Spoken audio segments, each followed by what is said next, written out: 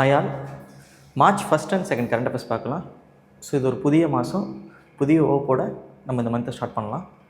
So first news என்னென்னா, சீட்டா reintroduction program.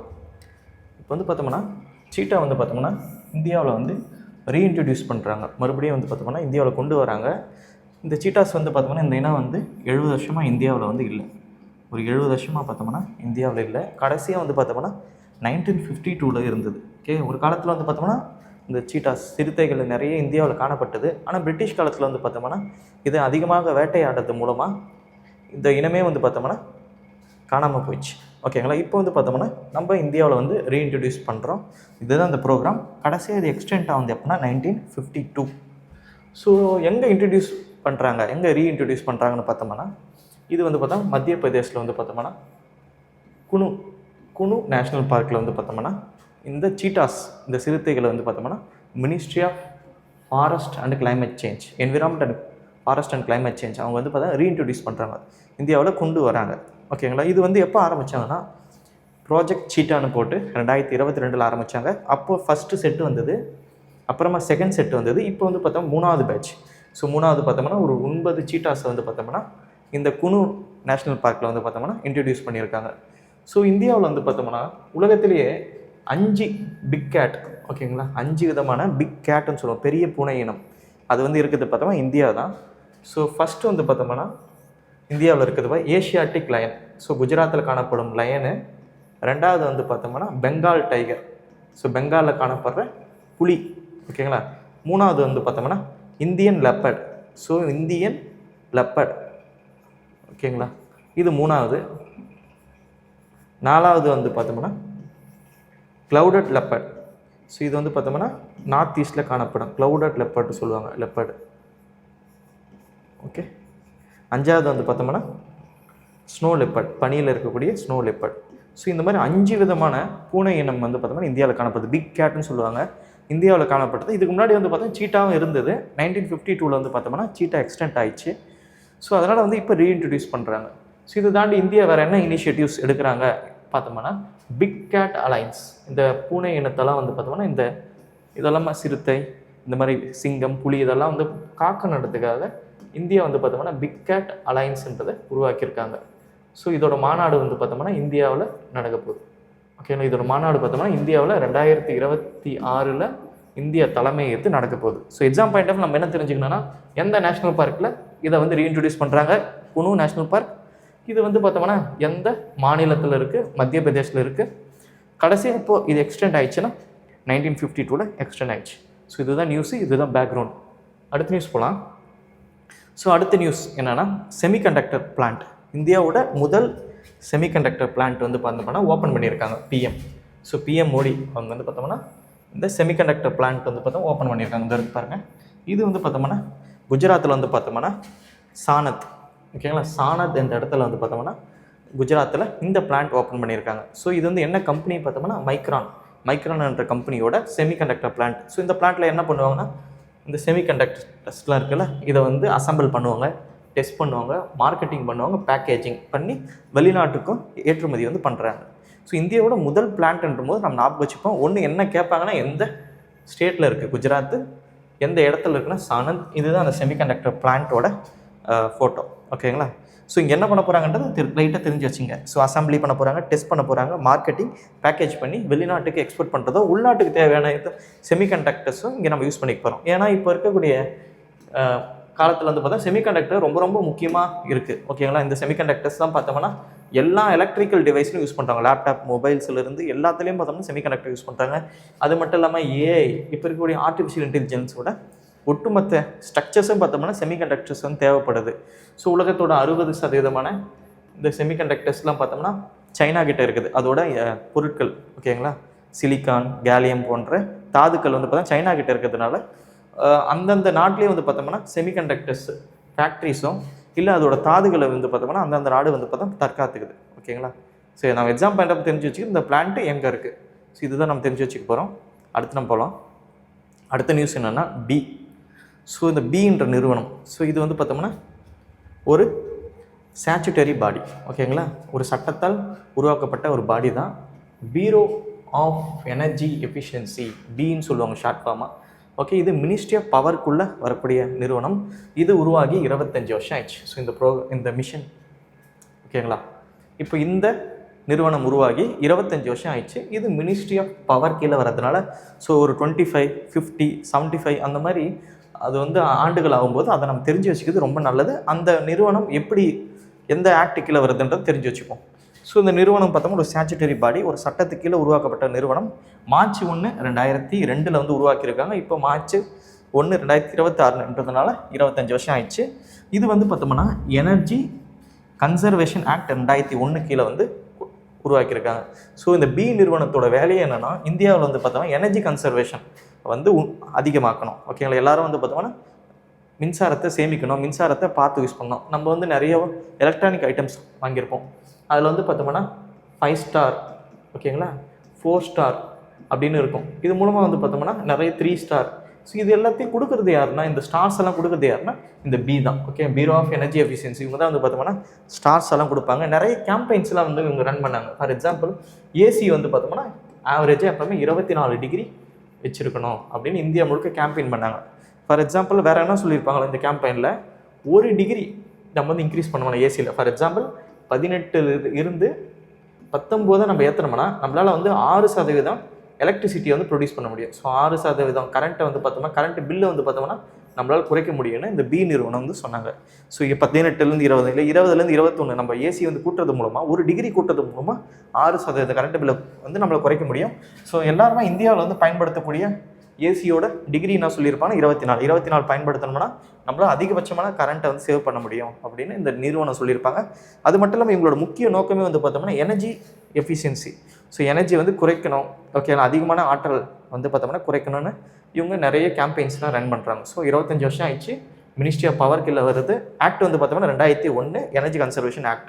அடுத்த news வந்து பார்த்தோம்னா இந்தியாவோட முதல் plant amorphous metal plant. Okay, இந்த மாதிரி முதல்ல வரும்போது நம்ம அந்த பிளான்ட் என்ன, அதோட பயன் என்ன, அது எங்கே இருக்குன்னு தெரிஞ்சுக்கணும் போதுமானது. அமார்ஃபஸ் மெட்டல் பிளான்ட் ஓகேங்களா. இது வந்து ஜப்பான் நிறுவனம். ஓகேங்களா, ஜப்பான் நிறுவனம் இட்டாச்சின்னு சொல்லுவோம். இட்டாச்சின்னு இப்போ வந்து பார்த்தோம் புரோட்டோரியல். ஓகேங்களா, புரோட்டோரியல். இதுக்கு முன்னாடி பார்த்தா இட்டாச்சின்ற பேரில் இருந்தது நிறுவனம். இது வந்து பார்த்தோம் ஆந்திராவில் ஸ்ரீ சிட்டி, ஓகே, ஸ்ரீநகர் என்ற இடத்துல அல்லது ஸ்ரீ சிட்டின்னு சொல்லுவாங்க. இங்கே வந்து பார்த்தோம்னா இந்தியாவோட முதல் அமார்ஃபஸ் மெட்டல் பிளான்ட், அந்த பிளான்ட்டை உருவாக்கியிருக்காங்க. இதற்கு பிறகு இதுதான். ஸோ இந்த மாதிரி அமார்ஃபஸ். ஸோ அமார்ஃபஸ்னால் என்னென்னா, இதோட அர்த்தம்னு பார்த்தோம்னா நோ ஷேப்.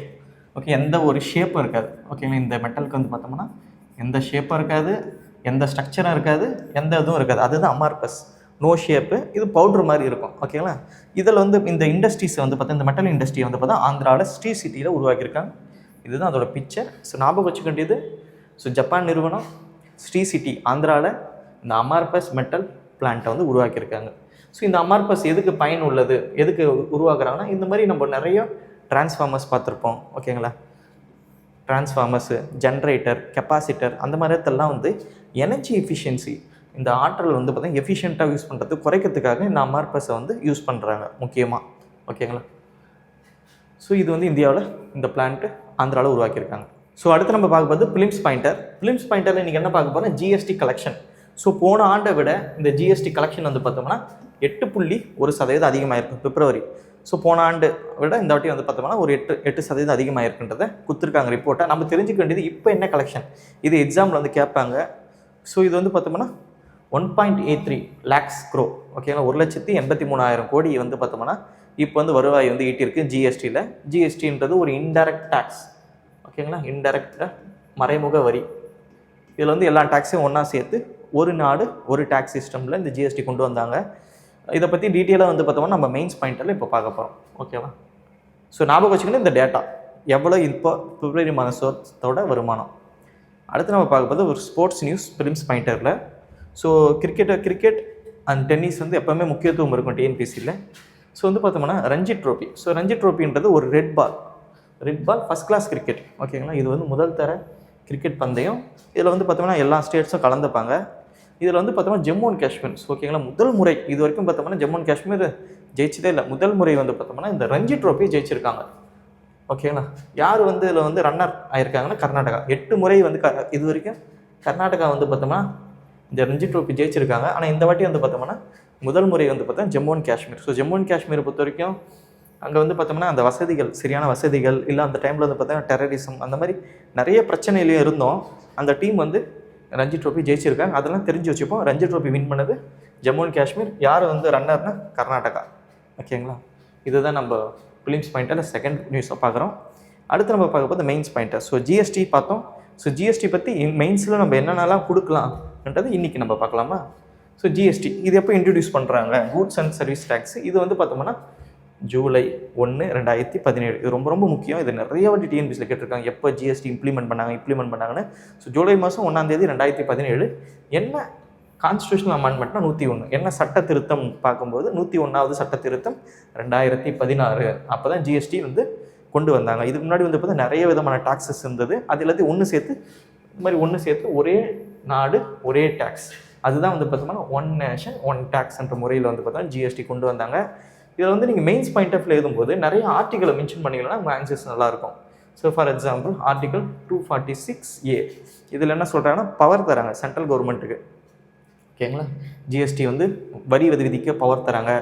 ஆர்டிகல் 269A என்ன சொல்கிறாங்கன்னா இன்டர் ஸ்டேட் ட்ரேடில் நடக்கக்கூடிய அந்த வரி வசூல் பண்ணுறதுக்கு பவர் தராங்க. ஃபார் எக்ஸாம்பிள் ஸ்டேட்டில் இருக்கிறது வந்து பார்த்தோம் ஸ்டேட் கவர்மெண்ட் எடுத்துக்கும் எஸ்ஜிஎஸ்டி, சென்ட்ரல் கவர்மெண்ட் சிஜிஎஸ்டின்றது சென்ட்ரல் கவர்மெண்ட் எடுத்துக்கும். இந்த 2 ஸ்டேட்டுக்கு நடக்கக்கூடிய இந்த ட்ரேடில் வந்து பார்த்தீங்கன்னா ஐஜிஎஸ்டின்னு சொல்லுவாங்க. இது வந்து சென்ட்ரல் கவர்மெண்ட் எடுத்துப்பாங்க. அடுத்து வந்து பார்த்தோம்னா ஜிஎஸ்டி கவுன்சில் ரொம்ப ரொம்ப முக்கியமானது. எந்தெந்த பொருட்கள்லாம் எந்தெந்த ஸ்லாபில் இருக்கணும், ஜிஎஸ்டி வந்து எப்படி அடுத்த கட்ட கொண்டு போகணுன்றதை பற்றி பேசக்கூடியது தான் ஜிஎஸ்டி கவுன்சில். இது வந்து பார்த்தீங்கன்னா 279A. இது வந்து பார்த்தீங்கன்னா 279A பார்த்துக்கலாம். GST council. ஓகேங்களா? இந்த கவுன்சில் வந்து பார்த்தோம்னா அப்பப்போ மீட்டிங் பண்ணுவாங்க. அதில் தான் வந்து பார்த்தா எல்லா முடிவும் எடுப்பாங்க. இதில் யார் சேர்மன்னா யூனியன் ஃபைனான்ஸ் மினிஸ்டர், நிதியமைச்சர் தான் வந்து பார்த்தா சேர்மனாக இருப்பாங்க. இதில் மெம்பர்ஸ் யாருன்னா ஒவ்வொரு ஸ்டேட்டில் இருக்கக்கூடிய ஃபினான்ஸ் மினிஸ்டர், ஒவ்வொரு ஸ்டேட்டில் இருக்கக்கூடிய ஃபினான்ஸ் மினிஸ்டர் மெம்பராக இருப்பாங்க. ஸோ இதில் வந்து பார்த்தோம்னா என்ன ஓட்டிங் பவர் இருக்குன்னா சென்ட்ரல் கவர்மெண்ட்டுக்கு 1/3. ஓகேங்களா? Voting power central government 1/3. மற்ற மெம்பர்ஸ்லாம் இருக்காங்களா இங்கே ஸ்டேட் கவர்மெண்ட், மற்ற ஸ்டேட்டு மொத்தமாக சேர்த்து அவங்களுக்கு 2/3 ஓட்டிங் பவர் இருக்கும். இப்போ ஒரு முடிவு வந்து எடுக்கிறாங்கன்னா அதில் வந்து பார்த்தோம்னா 75% மெஜாரிட்டி வேணும். ஒரு 75%. இப்போ 1/4 வந்து ஒரு விஷயத்தை வந்து ஒத்துக்கினா தான் அது வந்து பார்த்தா அமலுக்கு வரும். ஓகேங்களா? இதில் ஓட்டிங் பவர் பார்க்கும்போது சென்ட்ரல் கவர்மெண்ட்டுக்கு 1/3, இங்கே இருக்கக்கூடிய மொத்தம் ஸ்டேட் ஃபைனான்ஸ் இருக்காங்கன்னா அவங்க 2/3 ஓட்டிங் பவர் வந்து இருக்குது. ஓகே, மெஜாரிட்டி வரணும்னா 75% வேணும். இப்போ exam point of view mostly என்ன கேட்பாங்கன்னா அட்வான்டேஜ் கேட்பாங்க, இல்லை சேலஞ்சஸ் கேட்பாங்க. ஸோ இந்த அட்வான்டேஜஸை நீங்கள் யூஸ் பண்ணிக்கலாம். ஓகேங்களா? ஒரே மார்க்கெட்டாக இருக்குது. இப்போ வெளிநாட்டு நிறுவனம்லாம் வந்து இந்தியாவில் வந்து முதலீடு பண்ணுறாங்கன்னா ஓகே ஜிஎஸ்டி மாதிரி இருந்ததுன்னா அவங்க எளிமையாக இருக்கும். ஒவ்வொரு ஸ்டேட்டுக்கும் வந்து வித்தியாசம் இருக்காது. டேக்ஸஸ் இந்தியாவுக்கான ஒரு டேக்ஸாக இருக்கும். கேஸ்கேடிங் எஃபெக்ட், மறைமுக வரி வந்து பார்த்தோம்னா ஏற்கனவே பே பண்ணிருப்பாங்க, மறுபடியும் பே பண்ணுற போல இருக்கும். அதெல்லாம் இருக்காது. Ease of doing business. So இந்த பெட்டர் டேக்ஸ் கம்பேரிஷன் இதெல்லாம் வந்து நீங்கள் அட்வான்டேஜை கொடுத்துங்க. இது டிஸ்அட்வான்டேஜ் பார்த்தோம்னா இது இருக்குது பாருங்கள். ஸோ மல்டிபிள் ஸ்லாப் இருக்குது. ஜிஎஸ்டி இந்த மாதிரி எம்எஸ்எம்இலாம் வந்து ரொம்ப கஷ்டமாக இருக்குது. இதை தாண்டி 90% இந்தியாவில் இருக்குது பார்த்தோம்னா இன்ஃபார்மல் எக்கானமியாக இருக்குது. ஸோ அதை தாண்டி பெட்ரோலியம், எலக்ட்ரிசிட்டி, ஆல்கஹால் இதெல்லாம் ஜிஎஸ்டியில் கொண்டு வரல. ஸோ இதெல்லாத்தையும் நீங்கள் மென்ஷன் பண்ணிக்கலாம். ஸோ இதுதான் மெயின்ஸ் பாயிண்டர். ஸோ இது பார்த்து நீங்கள் வந்து சில ஆன்சர்ஸ்க்கான முக்கியமான பாயிண்ட்ஸை கீ பாயிண்ட்ஸை நம்ம எடுத்துக்கலாம். அடுத்து நம்ம பார்ப்பது question of the day. So GST பார்த்தோம். ஜிஎஸ்டியை பற்றி ஒரு கொஷின் பார்த்துடலாம். ஸோ ஜிஎஸ்டி ப்ரைமர்லி ஜிஎஸ்டி முக்கியமாக எந்த வகை வரி? ஓகேங்களா? ஆப்ஷன் ஏ வந்து பார்த்தோம்னா origin based tax, option B வந்து பார்த்தா destination based tax, option C direct tax, option D வந்து பார்த்தா எக்ஸ்போர்ட் டியூட்டி. எது ஆன்சர்ஸ் நினைக்கிறீங்களோ யூடியூப்பில் போஸ்ட் இருக்குது, அந்த போஸ்ட்டில் போய் உங்களோட ஆன்சர்ஸை நீங்கள் போல் பண்ணலாம். ஸோ இதுக்கூட பிடிஎஃப் வந்து பார்த்தோம்னா நம்ம பிப்ரவரியோட பிடிஎஃப் வந்து பார்த்தோம்னா 4 வாரத்தையும் வெற்றி ஐஎஸோட அஃபிஷியல் டெலகிராம் குரூப்பில் அப்லோட் பண்ணியிருக்கோம். அதை நீங்கள் எடுத்துக்கலாம்.